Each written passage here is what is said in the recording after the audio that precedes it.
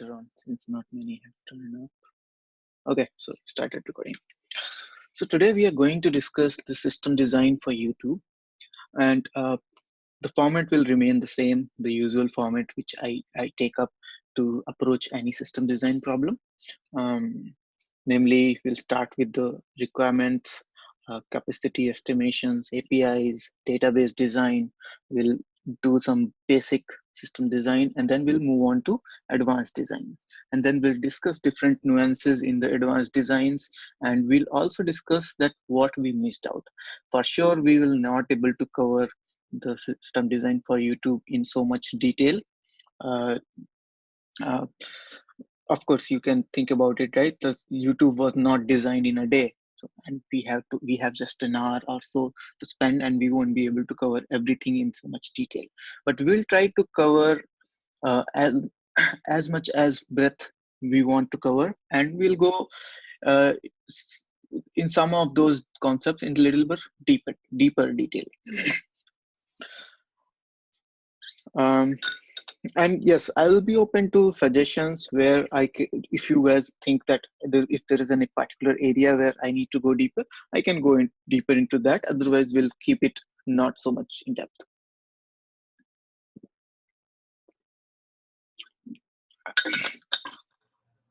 So other thing is why I picked YouTube. It is a little bit different from whatever we have discussed till now. For the people who have not attended our previous sessions, let me tell you, we have already discussed the system design for short URL. We have already discussed system design for Twitter, system design for FB Messenger. And we also discussed some of the generic concepts which you'll encounter in designing the system design.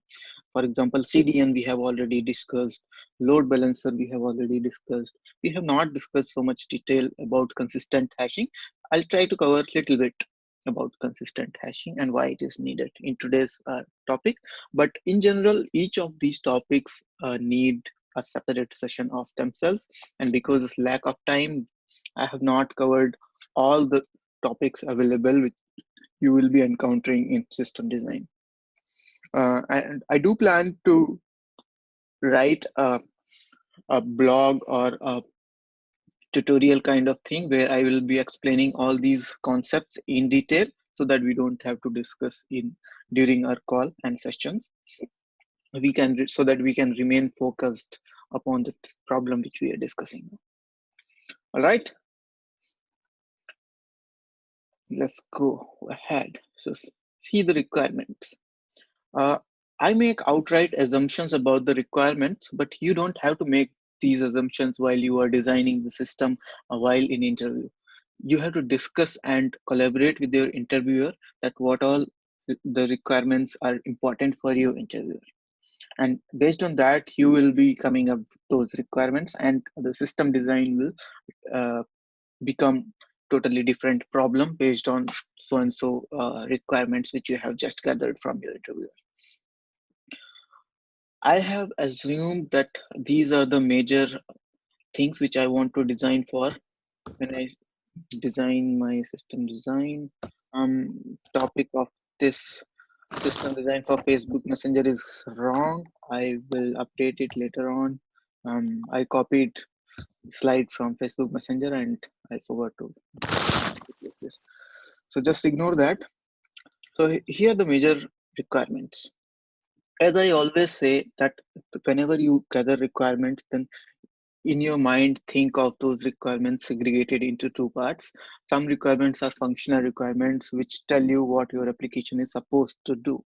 And then there are some non-functional requirements, which are not exactly the functionality of your application, but they are expected. So functional requirements can be like upload videos. Your application should be able for someone to upload the video in it, and then your application should allow to search and watch videos, and then there is a notion of comments, likes, dislikes from the person who is all viewing the interview, who is viewing the video. And then comes non-functional requirement, that since it's a video application, you don't want the so much lag in that, right? Whenever I'm watching a video, it should be seamless. It should not take so much time to buffer, and it because it creates a bad user experience. So that's why it's a requirement for the system. And then it should be highly consistent.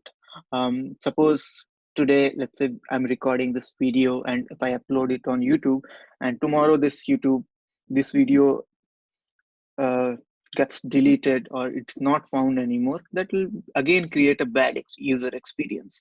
So these are some of the non-functional requirements. Some other non-functional requirements could be related to security, or could be related to uh,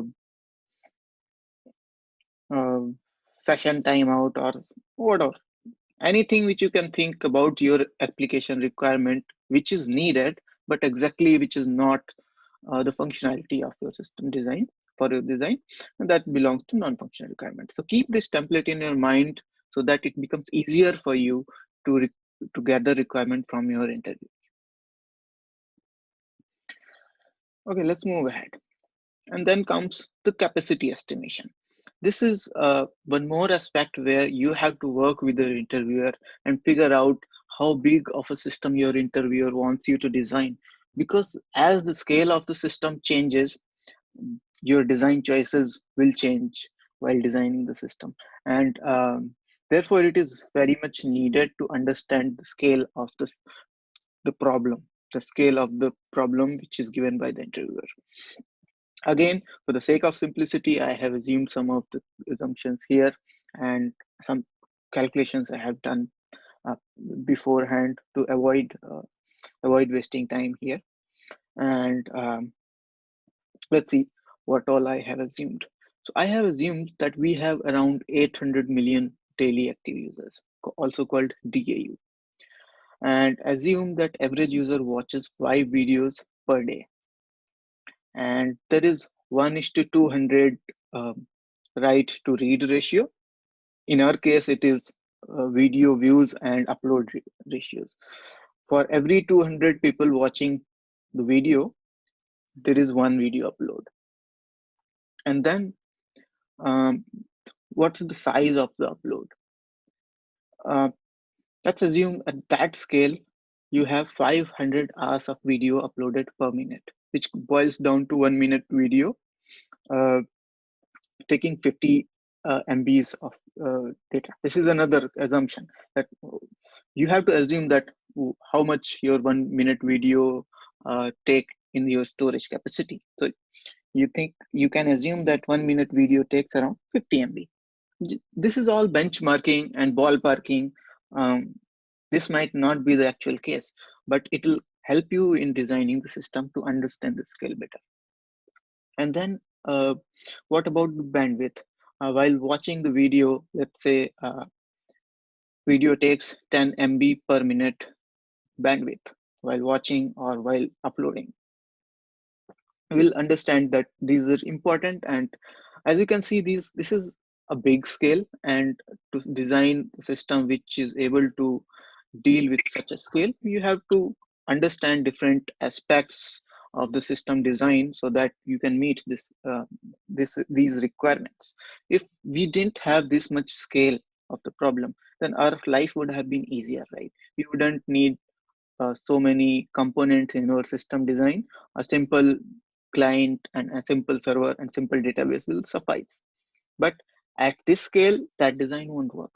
As we will see further, when I design the basic design for this, we will see what it means. And then I have calculated that how many views per second based on the above assumptions, how many uploads per second, and how much storage per second, how much bandwidth per second. This is the rough calculation, back of the envelope calculation, which you need to do on the spot while you are giving the interviews.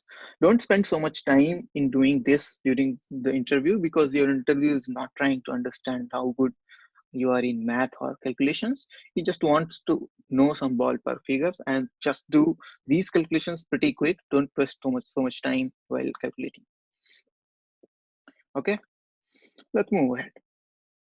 Now, what about APIs? Whenever client hits your backend server, then I'm assuming there are REST APIs which will come into play, and your front end will hit those REST APIs to interact with your underlying system.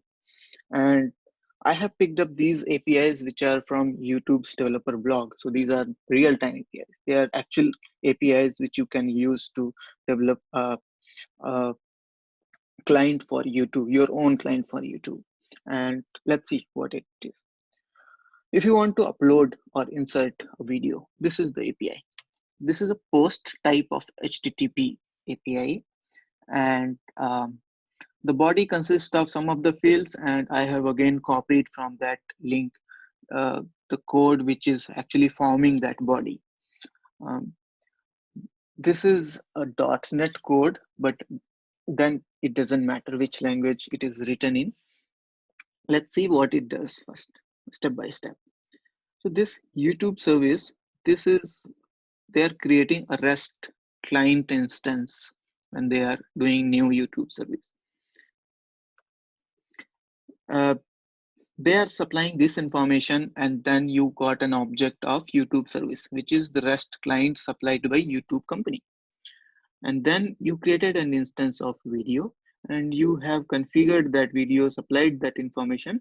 Now your video object is full with your information. What you're going to do now you want to upload.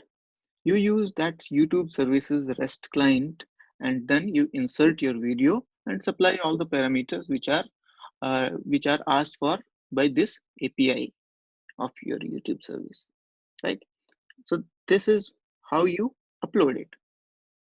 This code will be written in your client, and then these two things are basically progress change, response change. You can ignore this as of now, but basically they are trying to track how much it is uploaded, and when it is uploaded, whether it has been successful or not. It doesn't matter. And again, just ignore the code. What I'm trying to make you understand that how do you construct basically the body and interact with the REST client developed by the company. And the essence of this whole discussion for this is that you are basically using this API. At the underhood, this REST client, when it says insert, it will be invoking this API. Similarly, we will have read API, and read API is basically get HTTP API, and there will be many parameters. I have written one parameter. So after question mark, there are parameters. ID is equal to ABCDEFG. Basically, that is the ID of the video which you are trying to access, and then you will get a response something like this. And once you get the response, you can render it on your screen of the client, whatever video you have requested from the YouTube. Okay, this is the API. I am assuming there won't be any confusion from you guys. If anyone is confused that why we are discussing this, what these APIs are, just let me know. Stop me in discussions and we'll discuss more. Yeah, go ahead. I Someone had a was saying small something. question. Can you Mhm. go back to the previous slide where you had the post API? Yeah. So towards the very end, right, where you're trying to insert a video, Mm-hmm. like from the bottom, it's around four or fifth line from the bottom. Mm-hmm. So is that the wrapper which is in turn going to call the post endpoint? Yes. Okay. Okay. Yeah, I just wanted to know how the post endpoint that you showed above was getting integrated into this Yeah. code. So this line, when you say youtube.videos.insert, Mhm. this API will be calling this post link under the hood. Okay. Okay. Yeah. Okay. Thanks. Thanks. Mhm. Okay. Uh, let's move on further. This is the link which you can access all the APIs, and like in all other system design courses, probably if you want to develop, then YouTube might ask you to register for the developer program. They will assign you one developer API key that will be used for authentication whenever you will request some resource from the YouTube, you have to supply that API key, and they will know that it is actually you who is calling, and based on that, they can restrict you at some point or whatever. So let's think about the design. So as usual, I'm thinking here that we have our simple RDBMS where we have tables and we will be inserting our details in those tables. So again, I have not really thought through that what all tables will be needed. This is my off the cuff design that probably we will be needing these major four tables in our system design, in our design of this YouTube. Let's quickly go over each table. I'm thinking that we definitely need one user table, which will have user ID, username, age, profile photo ID, and all other details which I might have missed here. And then you have video table, which will have video ID, title, description, size, thumbnails, likes, dislikes, and user ID. User ID means who actually has uploaded this video. So this foreign key will map here. And then people will be commenting under this video, and then you need to showcase the comments under this video. This is comment ID, video ID, for which video ID this video ID belongs. Actually, this is foreign key, which I have missed to write out here. And then comment from user ID. Again, this is also foreign key, that who actually commented. And then comment text, date posted, parent comment ID.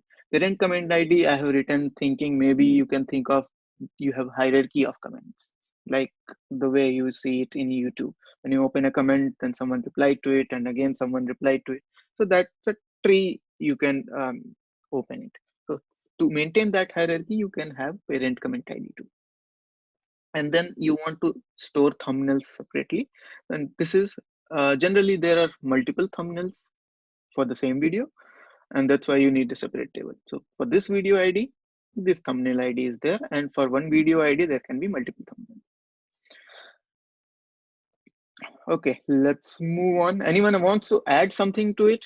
Because I can foresee that there's so many things which I have missed out, and probably you might have some ideas to add to it. Anyone? So I think for the video, we can also have like when was it uploaded, the date information. Yes, thank you. Yeah, that was And also, point. like I would like to have list of comment IDs attached to video, like the foreign key of the primary key of comment in the videos table. Probably you don't want to do that. Why? Because you can have millions of comments under one video, right? And you can't populate million comment IDs in one column. You can do it technically, but that won't be the great design. For initial, it will be good. Later on, it might not be. Go ahead. Yeah, that's a good point. But like if we can have like top maybe 100 comments or something like that, because Yes. Otherwise you'll have to look through the entire table of the comment to find the comments related to that video. Yes, Akhilesh, that is a very good point. I was not about to tell that at this point, but now you have already pointed out. So let me explain how you want to do it. So generally in real world, what happens, you create a cache just before your database. And in that cache, or it might be cache, or you can even employ NoSQL database where your key will be the video, and let's say top 100 comments will be pre-populated into that NoSQL database, and that there will be one background process which keeps on updating that top 200 comments for each video in that database. And instead of directly querying your RDBMS, you fetch the comments from that NoSQL or cache middle layer between your database and your client. All right. Yeah, that makes more sense. All right, thanks. Okay, let's move on. Avnish, sorry. So following on the same lines, right? So when a user logs into YouTube, he would actually see a list of videos, right? So Yes. each user would be shown different kinds of videos based on their interests and stuff like that, or previous history and stuff like that, right? Correct. So are you suggesting that there'll probably be another NoSQL database where a background thread or a worker thread is gonna keep updating different user IDs with the list of videos that would be shown to them when they log in? Yes, so you're almost right. First of all, we did not gather this requirement. If you see, go Okay. back Yeah. when we see the requirement. So that feed which you are talking about, right? That homepage Yeah. feed. This is not as part of our requirements. But if your interviewer, let's say, asks about this question, then you can answer in this way. You definitely need a pre-computed homepage for all the users, right? You can't at the run, on the go, you can query the database and fetch all the relevant videos for each user, right? This is not even practical, and it definitely not scalable.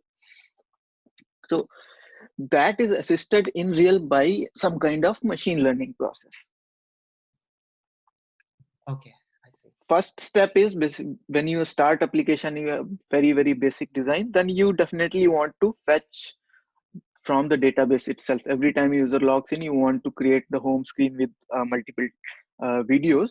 You fetch from database directly. But as in when your application starts growing, then what you do, you pre-store that home page list of videos for that user in some kind of NoSQL database temporarily, which is constantly getting updated from a background process. And instead of going to the database, you fetch from that NoSQL database, and your home page is visible for each user. That happens. Now, in the next stage, if you want to even better that, you have a machine learning process which is constantly get running, and some machine learning team will be basically modifying that model, and every now and then a new model will be released based on the improvements, changes in the system design, and that model will be responsible to extract the user's features, extracts the user's preferences, and based on that, you might want to create that list. But still, there will be a background process which will contact this machine learning model, and based on that, pre-populate the list for the user. And let's say that list gets uh, refreshed every 24 hours. Still, it won't be the most current real-time data. Still, there will be one lag, but the lag will depend on the scale of the design, how much processing capability you are throwing at the problem. But yes, that can be done in that fashion. Okay, yeah, thank you. Okay, let's move ahead. So this is bare basic design. We don't have any fancy things. We just have one client, we have one server, we have one database, we have one object store. So client and server, you guys understand. Let me differentiate why we needed one object store. So database is mostly for, let's say, storing all this information, but the actual video, that you won't be storing the actual video in the database itself. You will be storing the video in some kind of object data store. Example being Amazon S3 or any other storage system, right? Where you can just dump your video object and you can fetch it on the need basis. Any confusions here? Or rather, any question that why we are not storing the video in the database?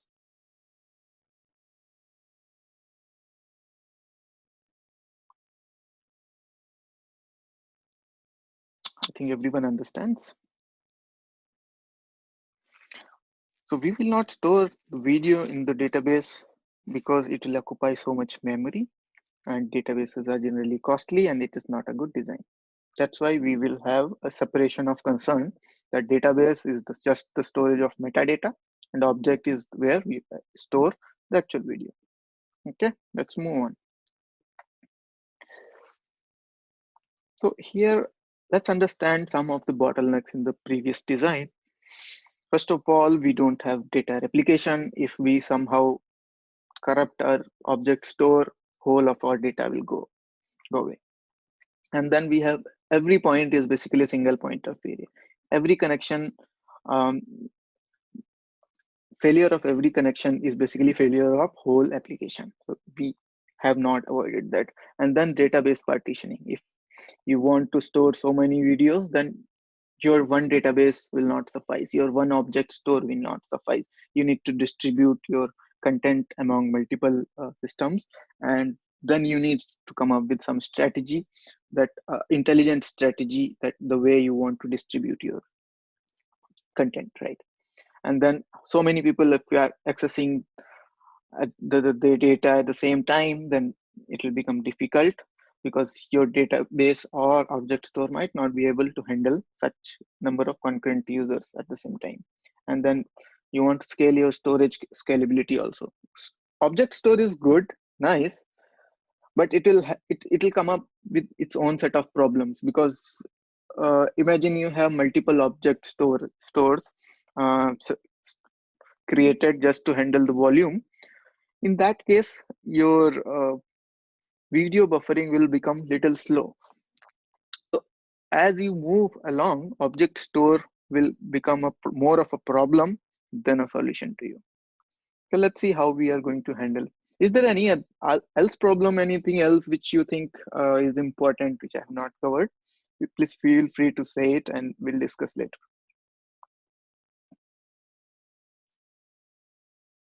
Nope. Okay, let's go Okay, ahead. I had one question. Mm-hmm.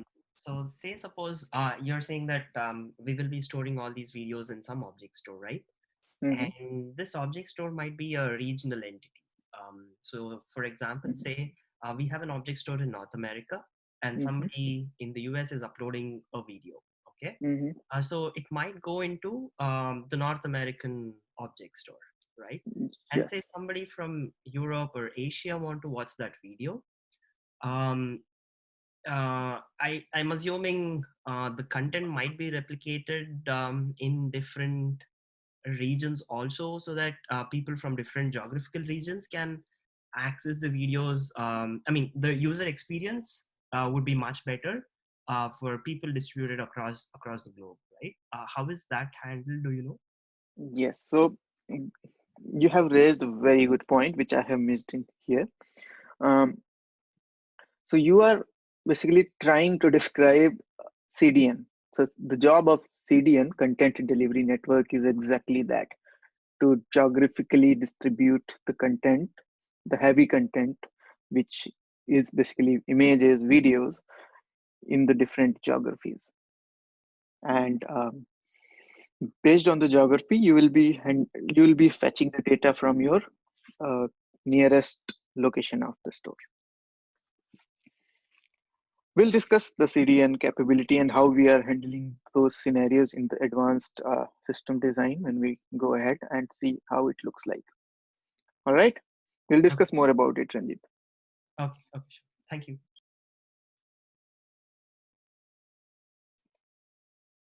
Okay, let's move ahead. So these are the some things which we will use in upgrading our system to handle that scale which we have already decided at the start of the video. We will use some kind of load balancers, then we can use some HDFS system. System is nothing but a distributed file system, and can be are you not able to hear me? We are able to hear you, Avnish. Okay.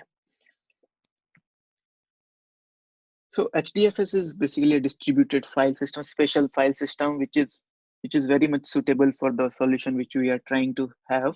It will be a replacement for object store. And then, as I described, we will use CDN to distribute the content all over the geography of the globe. And then at database level, we can have master slave, master configuration, already discussed in previous videos. And you guys very well know about this. And then we can bifurcate read and write replicas, and then we can put caches in between our layers so that the most used content is cached, and every time you don't have to go to the database to fetch that content. And then we'll think about the database sharding techniques, how we are going to distribute the data in the databases. Okay, so let's actually discuss now itself. We have 7 minutes left for this meeting, so we'll stop it just after 5 minutes. Till that time, we can discuss database sharding.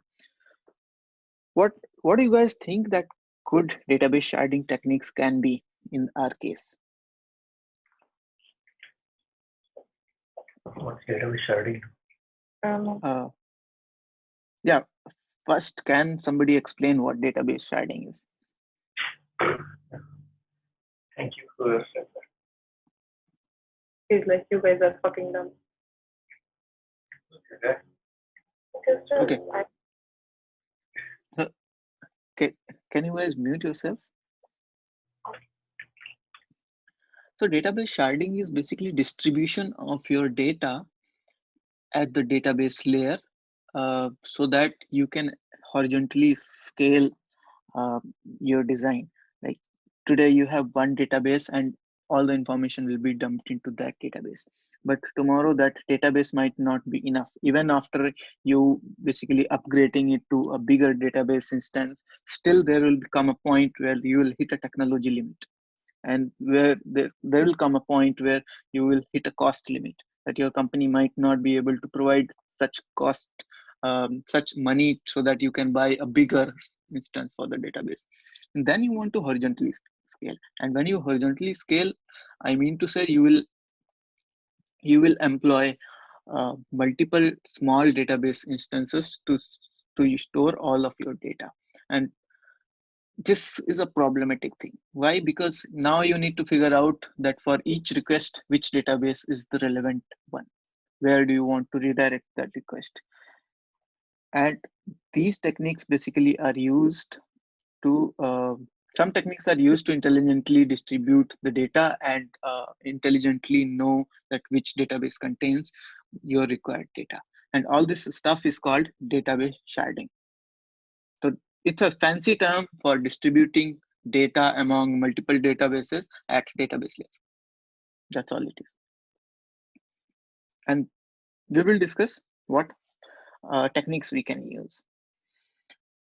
First, naive technique can be like, for let's say we have 100 users and we distribute 10 users per database, and we employ 10 databases and we use store 10 users data on one database. Will that make sense? Yes, that makes sense. Yeah.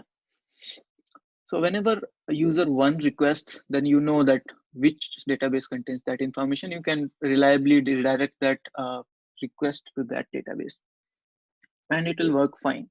But then there will come a downside when one of your user is PewDiePie, who has millions of subscribers, followers, and traffic. He himself will have like so many videos alone, which probably rest of the videos will not be enough. So one of the database instance will become heavily loaded if one user is basically super user, right? So that becomes a problem. You reach the same problem where which you wanted to solve in the first place. So this turns out not a very good strategy in the long run. So then you want to think other strategies. So other strategy could be divide uh, based on video ID. So each video will have its ID, which is basically, let's say, hash, a unique hash for each video. And based on that hash, we can divide the databases. Let's say the hash of my video turns out to be ABC123.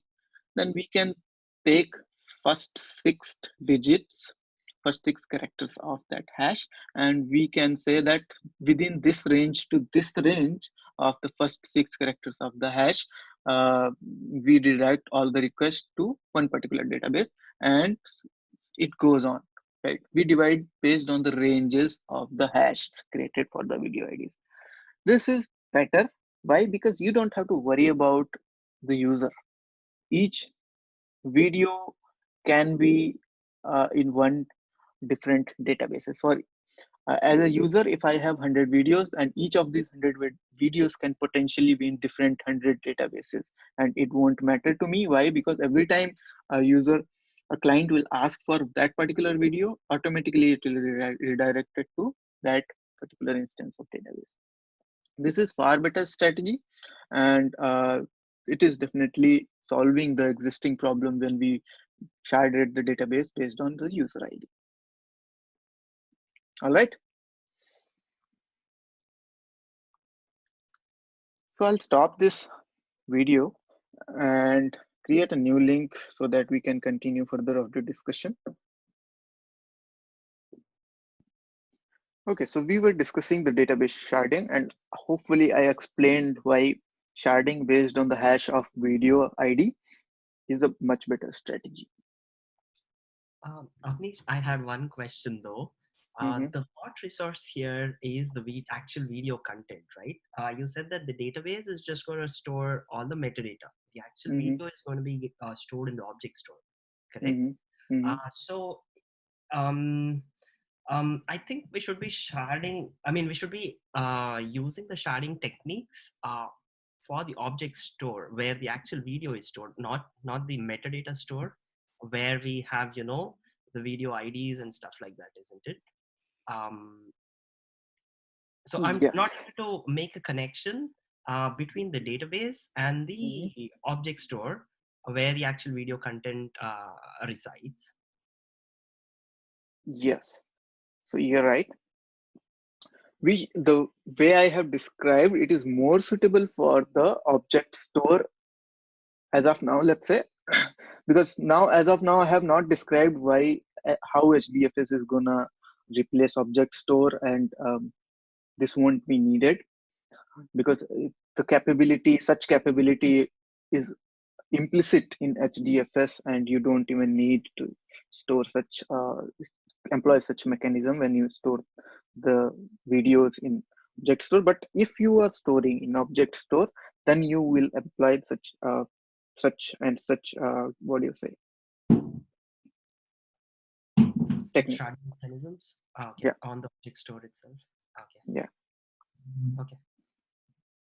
Yeah, I don't know much about the object store or the Hadoop file system. So Object store you can think about is just your Google Drive or Dropbox. That's all. Imagine you have multiple accounts and you have just uploaded a video. That's all it is. Okay.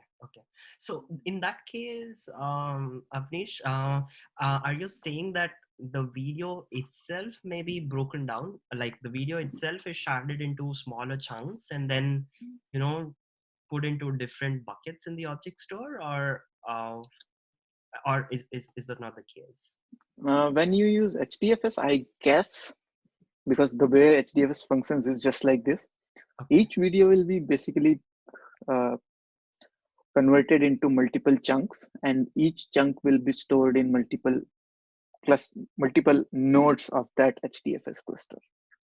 Okay. But in object store, it might It not. will be stored as a one chunk. It won't be divided into multiple chunks. It'll just go into probably some bucket within the object store, I believe. Yes. Okay. Yeah, maybe when you discuss more about HDFS, I might get a better understanding. Yeah. So honestly, I do not have very extensive experience with HDFS myself, but I know when to use HDFS in what scenarios, and I have slightly used to in the applications. But really, a data engineer who is working on a like big application, that guy will be able to explain more nuances about HDFS than me. Got it. Yeah, sure. Yeah, I haven't worked on myself, so I have no knowledge about HDFS either. Okay, thanks. We can have a separate session for HDFS. I'll add HDFS to the list of my topics to cover, and I will research around and myself will learn more. Okay. Yeah, that might be helpful. Okay, thank you. Okay, let's move ahead. So this is the design which I thought about that at least a moderate detailed design can be at such scale.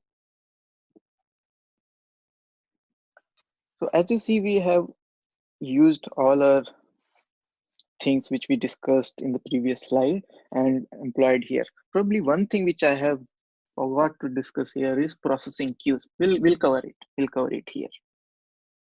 Okay. Uh, let's start from here. So I have divided two clients.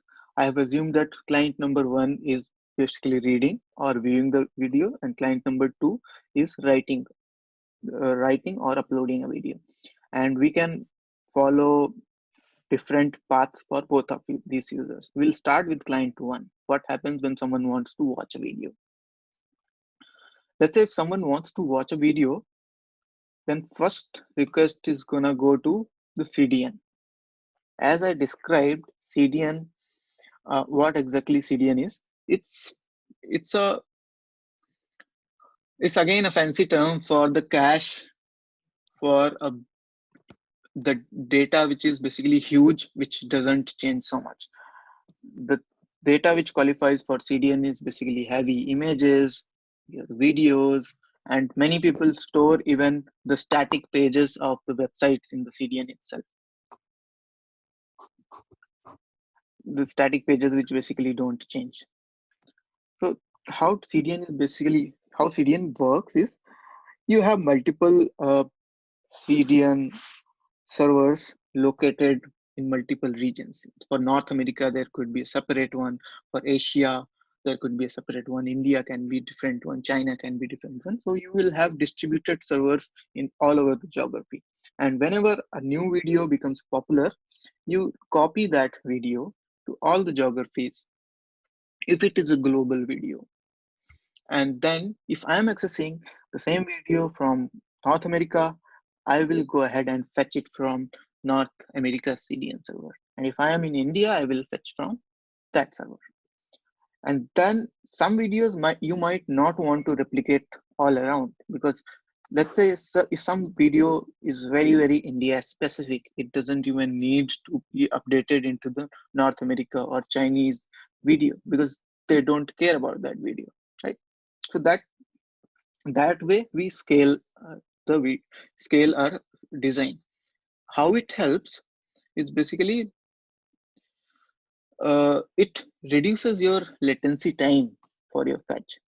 If you are fetching the video all the way back to the database or even cache located in another continent, then you will visibly see the latency on your page. You will see that there is a lag. You will see that it is loading pretty slow, and you'll quickly able to figure out.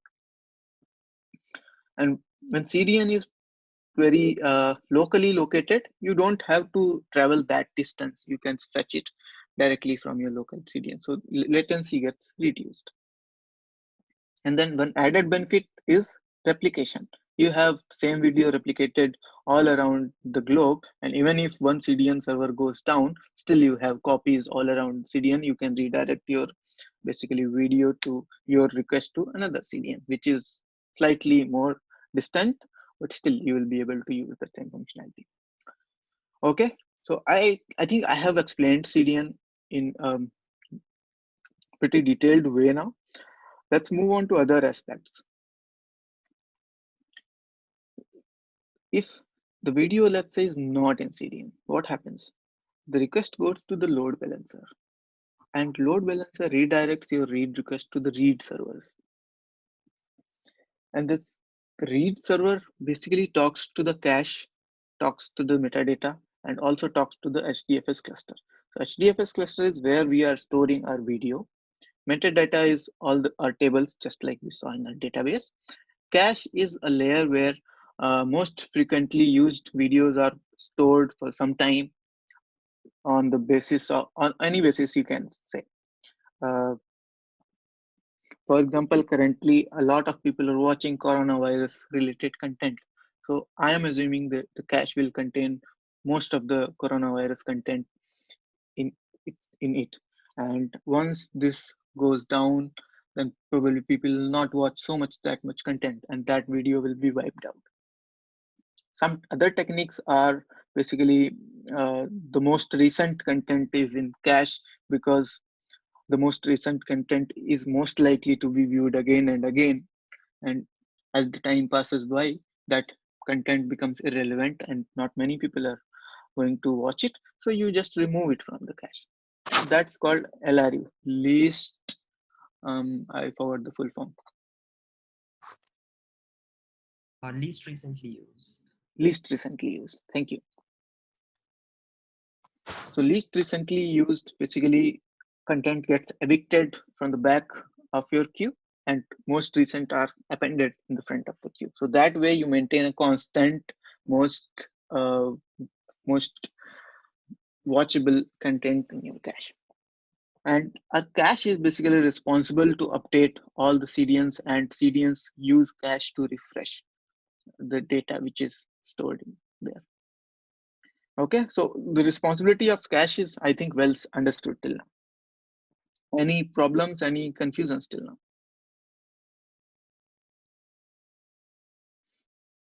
Okay, let's move on to further steps. So let's say our video is not even in cache. So then read server will go to the metadata. From metadata, it will figure out the video ID based on the query.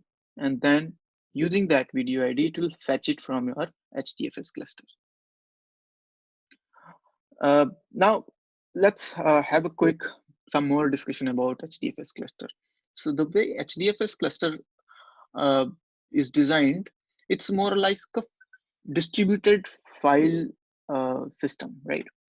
So there will be many data nodes where you will store your actual content. And then there will be a master node which will be responsible for storing all the metadata for all the data nodes. Basically, the bookkeeper that where which video is stored. And not only that, each video can be bifurcated into multiple chunks, and each chunk can be in different nodes. So the metadata's responsibility will be basically to figure out which servers, which data nodes contain all the chunks for this requested video, and pass on that information to the read server, so that read server can fetch that information and combine that and present it to the client. So that's what I understand the HDFS system. And the added benefit of HDFS cluster is basically each chunk of that video will be replicated multiple times among multiple data nodes.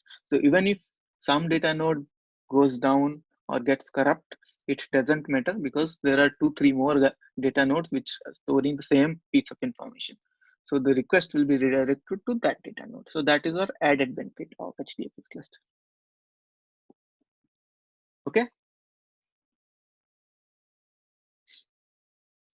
I'm assuming there won't be any doubt in HDFS cluster now.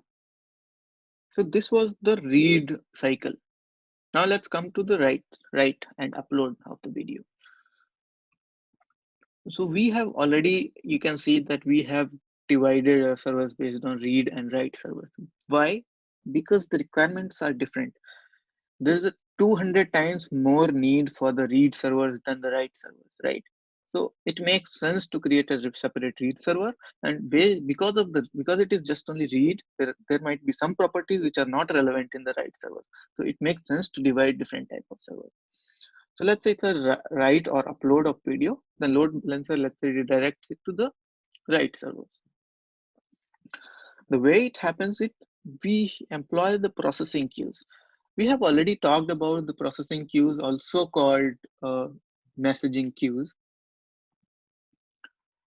Well, this processing queue will be much more than just a small messaging queue, but you can think of it as a messaging queue. The data is ingested in this queue, and it is at the other end, encoding server basically processes and uploads that data into the HDFS cluster. And this processing queue makes sense. Why? Because your whole video won't be uploaded in one shot. You need a temporary mechanism where you can store that video's data temporarily, so that it is constantly being consumed by your encoding servers chunk by chunk, bit by bit, until it gets fully encoded and dumped into your HDFS database. And not just, it is not useful just for one video at a time. As I have shown that there are many videos being uploaded per second. I think it was a tune of 250 videos per second. So this processing queue will store all those 250 videos data for the temporary purpose, and on the other end, encoding server will keep on consuming that data and it will update into the HDFS. So this is the video part. The metadata part is basically written to this database. And as you can see, just like we divided a read and write server separately, we have created a read replica separately, so that whenever user tries to read, it doesn't come to the right replica, right database, so that it doesn't get overloaded from read requests and write servers, write requests become problematic. So we have separated that. And once the write server writes the metadata, all these tables which you have seen in the database design, this guy basically pushes the same changes to the read replicas, and this read replica also eventually has the same data. And this configuration we have divided into master and slave configuration. This is the set of few master databases which are actively consuming the requests, which are actively taking the request and getting themselves populated. And whenever one of the master database gets updated with some information, it immediately syncs that information with the other master database. And once that is done, then everything is basically synced to a backed up slave database. The slave database is basically passive database. It doesn't do anything. It just stores information. Its role comes into picture whenever some of the systems of the master database fail. Let's say both of these master databases fail, then slave will come up and will all the requests will start directing to the slave database. Otherwise, it is just a replication mechanism. All right. Now coming to part where what is encoding server. Encoding server is basically nothing but if your image or video or anything you want to upload, right, you want to encode in some format before storing into the system. You might want even to reduce the size of the video. Let's say one video is 1 GB of video. That is basically binary, right? So many bits, 101010, right? That's how you are going to represent. But you can definitely store the same thing as it is in your HDFS cluster, but the encoding server will try to consume that information, convert into some information which is smaller, shorter, and probably suitable for HDFS database, and then it will dump into the HDFS database. And whenever the request is consumed from the HDFS cluster database, in this read server will be responsible to decode it before presenting it to the client.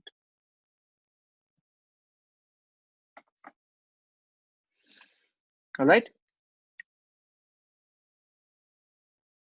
Also, the encoding server, is the video content in the HDFS server stored in a compressed format or just an encoded format? I will assume it's encoded plus compressed, both. Okay. Okay. So when people are trying to read it, then You the have to undo both the things. read. Okay, I see. Yeah. All right. Yeah.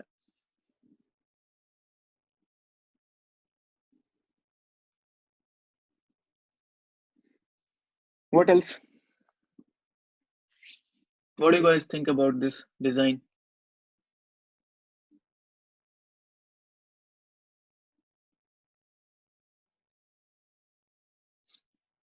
I think it's a good idea to differentiate the read servers from the write servers. Mm-hmm. But Avnish, do you know if this happens in real world where they separate out read servers versus write servers, or is it just going to be one app server, which is going to handle both your post and get requests? Honestly, if I were to design an application at such scale, I think it's a good idea to separate out. But you can do away with just one, application server and do everything inside that. Yeah. And then because these servers are separated out, you need to have some intelligence built into your load balancer, right, to route the request to appropriate servers, isn't it? Based on what Yes. request the client is sending. Yes. So we extensively discussed the generic methods in which load balancer distributes the data. Forget about read and write as of now. Imagine that load balancer is distributing to different servers. Um, the initial naive method is basically to do it round robin way. And round robin basically means that each server turn comes one by one. That is not scalable because at some time one server might be overloaded with the request, other might be not, because one server uh, all the requests coming to one server are basically persistent, and some other server basically loses some of the sessions and those requests are gone. And so you update your load balancer to have some intelligent communication with the servers. Load balancer keeps on checking all the time dynamically that which server is basically less loaded. Let me route the request to that server. So those are the generic things to talk about load balancer. But more specifically, there in these days, I think the load balancer are much more advanced. You can even configure to the point where you can say that if a request is coming from so and so domain, then redirect request to one particular combination of IP and socket. Yeah. So Yeah. it is up to you how much you want to configure load balancers, and load balancers are pretty much configurable these days. All right. Yeah.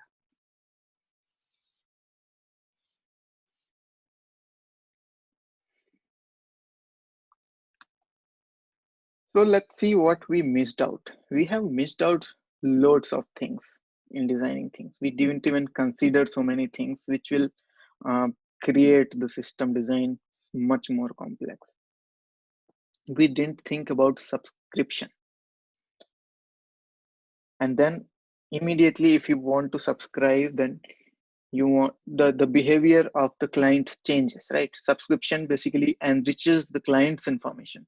Client is more interested in this channel than any other channels, and it should be given preference.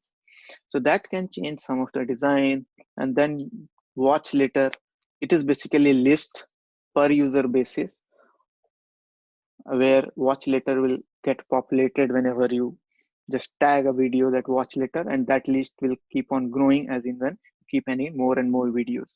And probably there will be some kind of notification, timely notification, where your application will notify you that, see, you have tagged this video as watch later, now is the good time to watch it. You can implement such functionalities. And then there are favorites, and then auto suggestions. We slightly discussed about auto suggestions, that how it will happen in the initial of the video. Ranjit talked about it, how you are going to basically create the home page for a particular user. So that same logic can be applied to auto suggestions. The way we render the home page for a user, the same logic can be used to create a custom playlist for one particular user.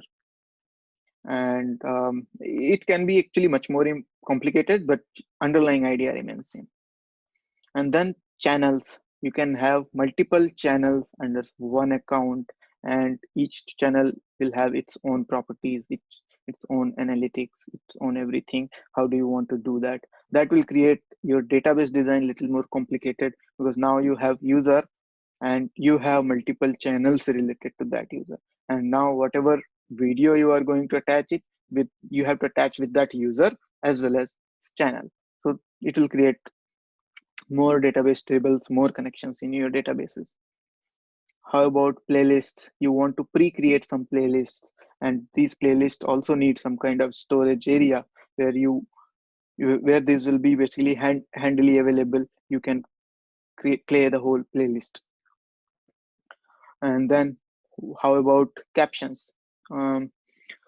These days, if you see that so many videos are capable of generating automatic English captions, how does that happen, right? You need to have a separate component in your system which is based on probably AI or machine learning already trained and capable of generating the caption from voice. It listens to the voice sound and converts it into the text in the real time basis and generates it on your screen.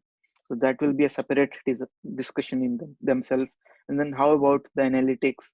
As a video uploader, you want to see the different kind of analytics, that how many times my video was watched, how my users were coming from which sort of geographies, and which of my videos more popular, all sort of analytics. We didn't even discuss about that. Those things can be talked about. And as I always say, that all these secondary functionalities happen behind this metadata database. So for most of these functionalities, there will be a database which is at the back of this database, which will constantly keep syncing from this metadatabase. And probably that won't be RDBMS, or at least the schema won't be same. And that database will be more suitable for generating analytics and all sort of data engineering kind of things. Like, so from there on, you go to the data engineering world, and you can generate analytics on the real-time basis. And then comes some more nuanced things which are very much applicable to this system design, that you want to prevent abuse, copyright violation. For example, I can download some song from the actual owner and upload as my song, right? How do you want to detect that? You need to have some system which is constantly on the real time, somehow generating, comparing your video which is being uploaded with the already existing all the videos in the system, and figuring out whether it is the same video with any one of them or not. If it is same video, then what needs to be done? That is also very complicated piece of technology which you want to develop to detect such fraud. And there are dedicated algorithms to do just that. And to give you a sneak peek around those algorithms, they all are based on hashing. Somehow one video is converted into a hash, and then that hash is compared with the hash of all other videos. And then you want to filter out some of the content which is not suitable for your system design, for your application. So for example, adult content can't be uploaded into the YouTube because of the policies. You want to detect that content before it is being uploaded and shown to the user. For that also, you need to create some kind of training models, mechanisms which can detect before your video goes live, right? So as you can see, that there's a vast area, broad area, where your interviewer can push the system design discussion, and based on that, your discussion can be totally different from any other discussion for the same topic. So I tried to cover the most basic part of the design, and then your interviewer can cherry picks any part of your system design and keep drilling down into the detail for that particular area, and your whole interview will be basically revolving around that area. So I recommend treat this as a starting point. This is a good start, but this is not the end. Just go ahead, try to read so many blogs out there which are there. Even YouTube's developer blog is there. They keep on posting so many things, that how they have solved such and such problem, what sort of new component they needed to develop, why they needed to develop that component. All sort of things you can read, study. It's all on your curiosity. If you are curious enough that how this thing is basically done in the engineering world, just keep reading. You will find it interesting, and you will be able to satisfy your curiosity. And as always, I say, if you face any problem, if you have any upcoming system design interview, just message me personally or in general channel, and we can have a discussion. If you are facing problem in any particular area, still you message me, I'll help you out. Now, any other questions which you guys have in your mind before we stop our video?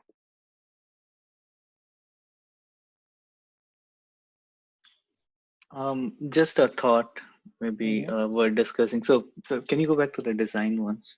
Mm-hmm.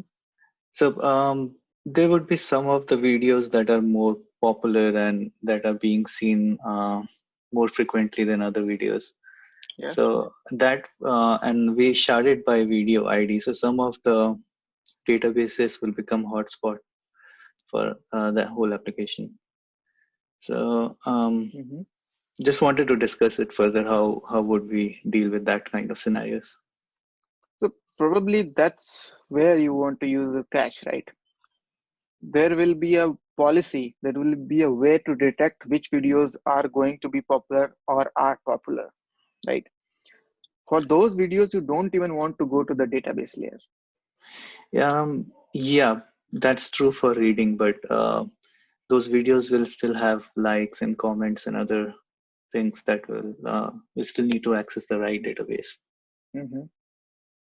And even with the read, we'll hit the cache only once we hit the metadata, right?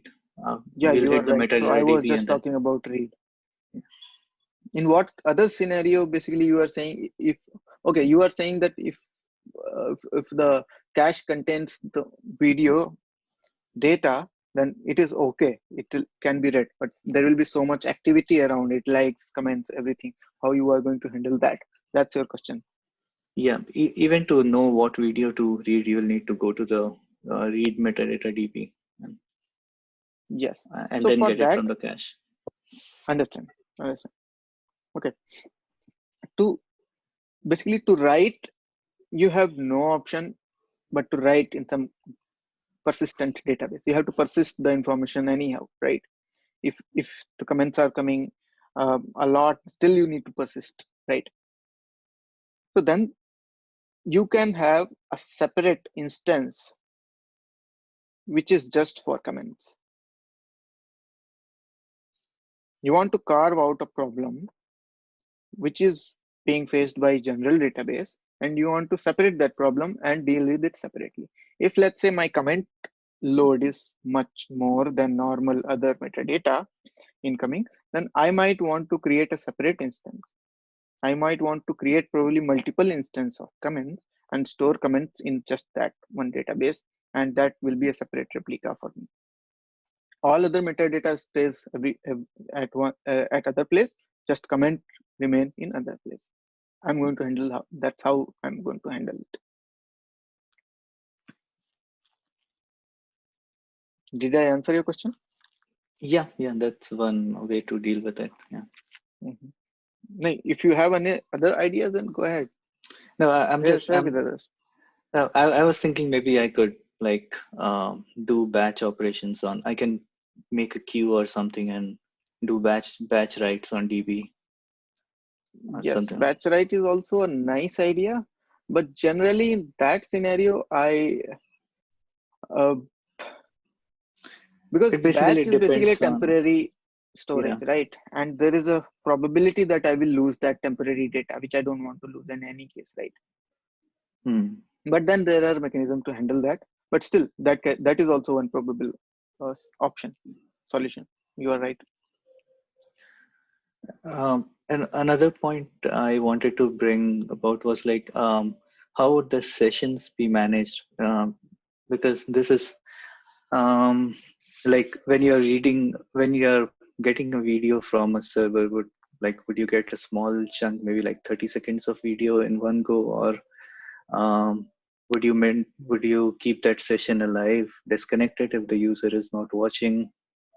Mhm. There's a lot of discussion that can go around session management here. Yeah, that's right. So I have discussed in some of the videos the session management, which I have skipped in this one. So generally, there will be a session store somewhere here, separate storage, data store for the session themselves. It won't be a part of LBS. And that session will contain basically the current mapping of user and the session. And as and when that current session is active, of course, when the current session is active, that YouTube video is basically streaming and you are consuming. But you should stop streaming.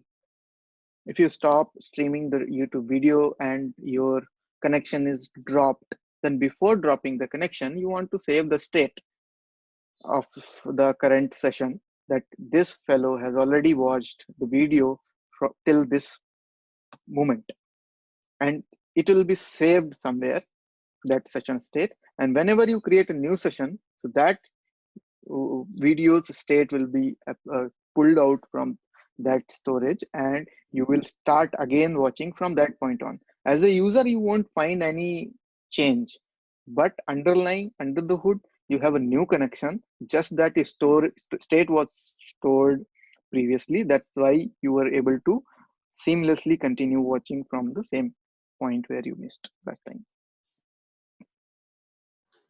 Yeah, that makes sense.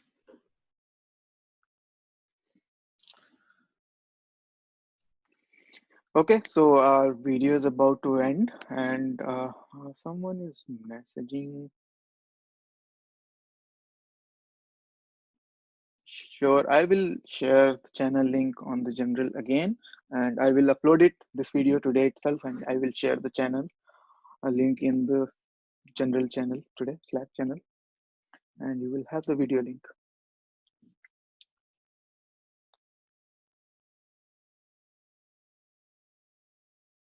Anything else?